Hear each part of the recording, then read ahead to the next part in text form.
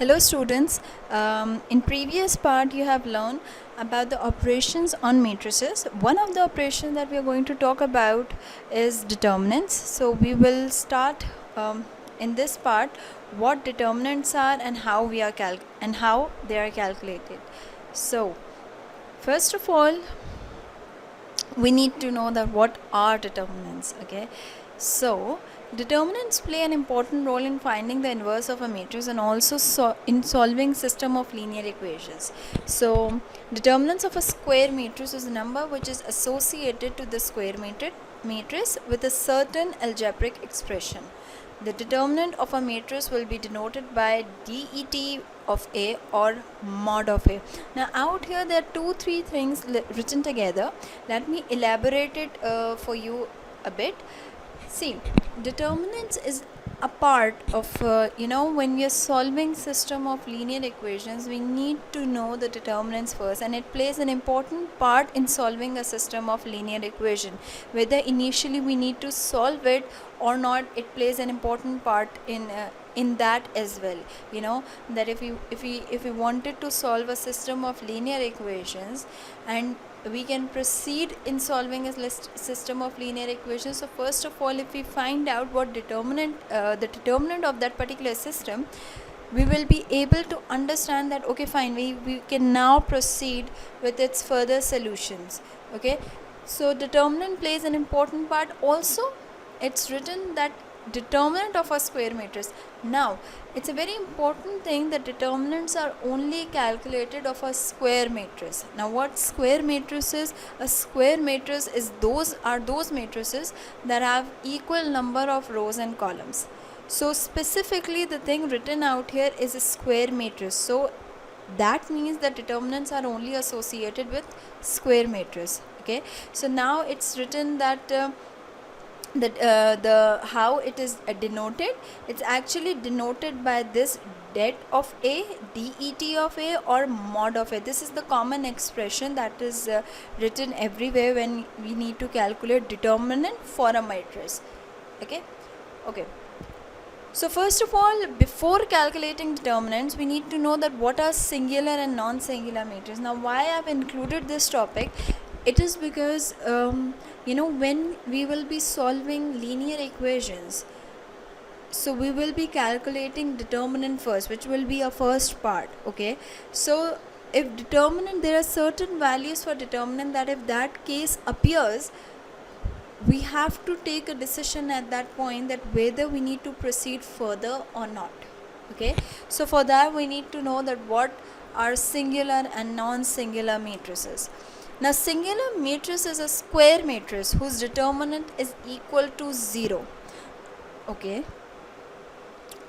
modulus of A is equals to 0. Non-singular matrix is also square matrix whose determinant is not equals to 0. Okay, now see, determinant of a square matrix, we have learned earlier that determinants will only be calculated of a square matrix. Okay, now if a determinant is equals to 0, that means that we cannot further solve it. Okay, now why we cannot further solve it, we'll just see this in my next in the next part of the course, where you'll get to know that why determinants are important, and if determinant is equals to 0, why we should not proceed further. Okay, so we always work on non-singular matrices. Now non-singular matrices are those matrices whose determinant is not equal to 0. So we need to avoid this 0 situation in determinants while we are solving system of linear equation, or when we are solving we are taking inverse and all. Okay, now in this particular part we will be discussing how to find out determinant of order 2 and of order 3 matrices. Okay, so the first thing is that we need to know determinant of order 2, that how to find out determinant of order 2 matrix. Now order 2 means what? There should be 2 rows and 2 columns, right? So since it is already said earlier that determinants will only be calculated of a square matrix. So first of all, the first thing is that we are going to learn is how to calculate a determinant of order 2. Assuming A is an arbitrary 2 by 2 matrix, assuming A is an arbitrary 2 by 2 matrix A, where the elements are given by this. Okay, this is a general arbitrary matrices. Now it's the general transformation of a matrix. Okay, then the determinant of this matrix is as follow. Now out here I have written that if A is any matrix which has any elements, those elements can be any elements. Okay, so if in calculating an determinant of order 2, now how we will be calculating it? See, the matrix sign out here is now turned into these straight lines, right? Not those rectangle brackets out here. These are now straight line. We are defining, we wanted to find out this particularly, this symbols are used for finding determinants. Okay, when we okay, first of all, let me tell you this thing. In mathematics, symbols work accordingly. Okay, like this, if you're solving matrices, now this modulus is actually telling you to find out the determinant, and it may act differently while we are calculating something else. So it happens, it is possible. Okay, so let's first of all focus on determinants. Okay, now determinants, now see what I have done is that I have rewritten those arbitrary numbers. Those numbers can be anything. I've defined it with A. Okay, and these are the position written.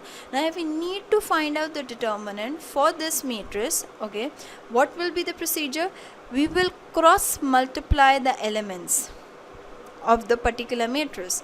Now A11 will be multiplied by A22. Okay, the sign we will follow is minus, and A12 will be multiplied by A21. So it's a cross multiplication. See, this cross, the first diagonal elements will multiply together. Okay, and then upper and lower triangular multiply together. It's like, you know, it's a cross multiplication. Cross, these two elements multiply together and these two elements multiply together, the sign in between will be negative. Okay, so here is an example. So it's written, find the determinant of the matrix. The matrices, the elements are 2, 4, 8 and 6. Okay, so we need to find out its determinant. Now what I have done out here is I've rewritten it. Okay, and then 2 cross multiplication, as I said earlier, 2 into 6, 4 into 8, the sign in between is minus. So as you can see, I have multiplied 2 into 6, sign in between is minus, and then 4 into 8. So the result is 2 6 is the 12 minus 32 minus 20. Now minus 20 is a non-singular element. Okay, 0 shouldn't be there. If it's 0, then it's a non-singular matrix.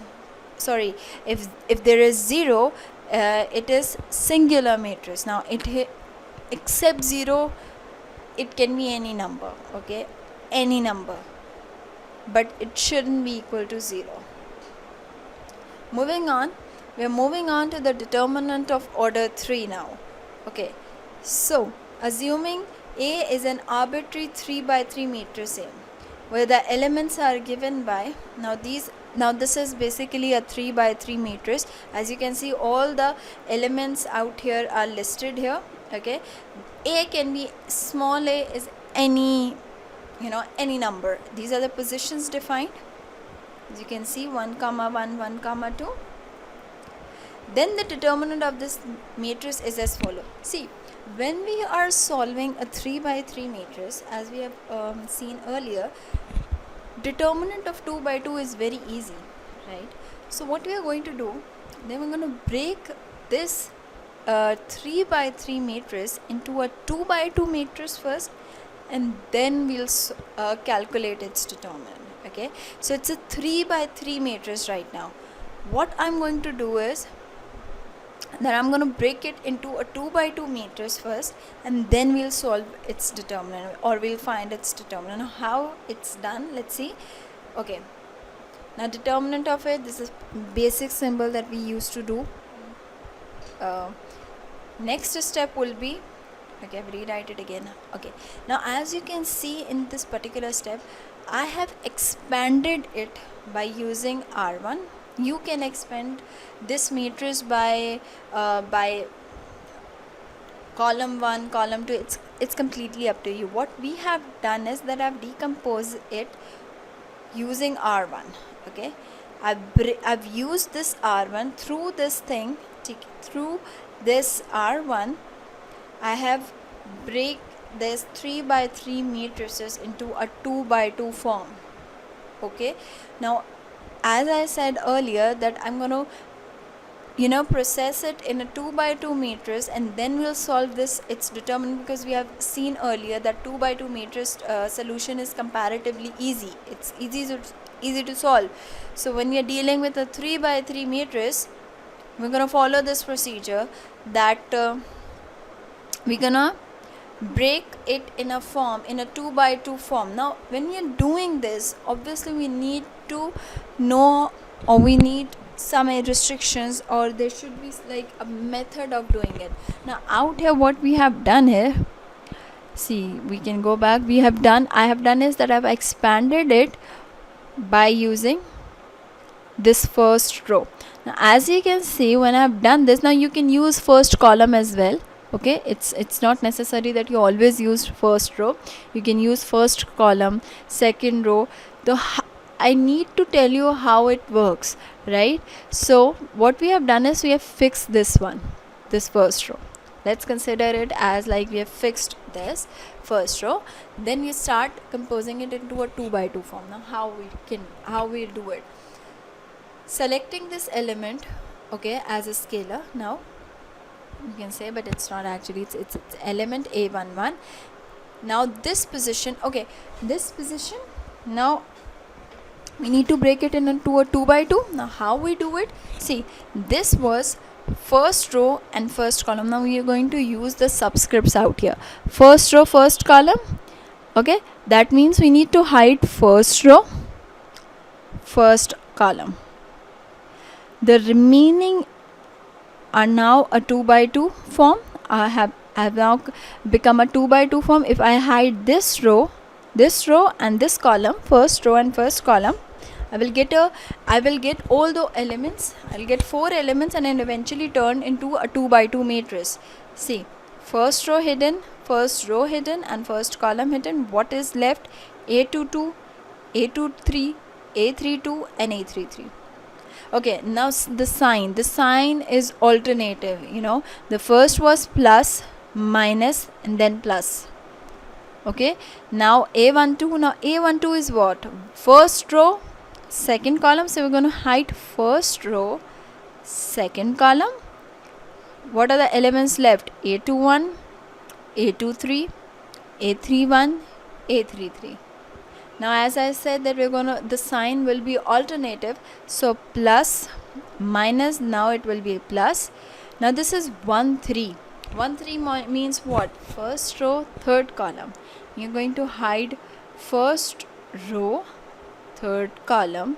What will you get? A21, A22, A31 and A32.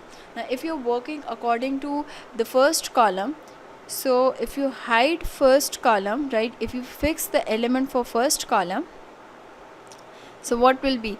For first element A11, you'll hide first column, first row. These will be the main elements. A21, 21 means what? Second row. You're going to hide second row and first column. The remaining elements will be 1 2, 1 3, 3 2, 3 3. For 3 1 means what? Third row, first column. So out here we're going to use these subscript, these position values. 3 1, third row, first column. Now these are the elements left. Now let's just consider an example and understand it better. Okay, this is a matrix A which has element 1 2 4. 5, 7, 8, 6, 4, 3.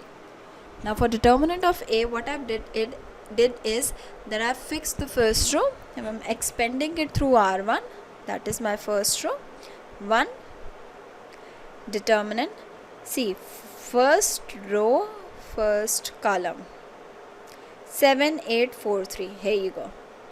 Then the sign alternative is minus, right? 2 as it is. 2 stands here, right? So 2 stands here means that we're going to hide first row. We're going to hide first row and